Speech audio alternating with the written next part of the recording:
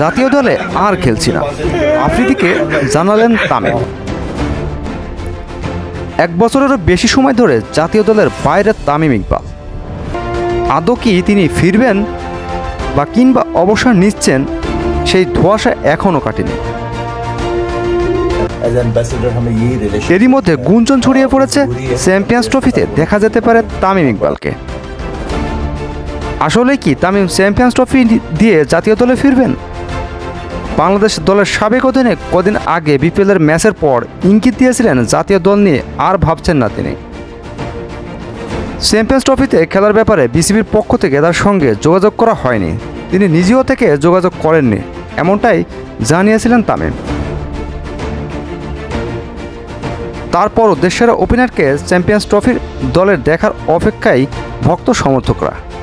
এরই মধ্যে তামিম আরও একবার ইঙ্গিত দিলেন জাতীয় দলে আর ফেরার সম্ভাবনা নেই। পাকিস্তানের সাবেক তারকা অলরাউন্ডার শহীদ আফ্রিদির একটি ইউটিউব ব্লগে এমন কথা বলতে শোনা গেছে তামিমকে।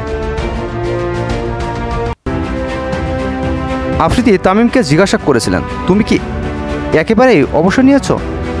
জবাবে তামিম বলেন, জাতীয় দল থেকে? জাতীয় দলে আর আমি খেলছি না।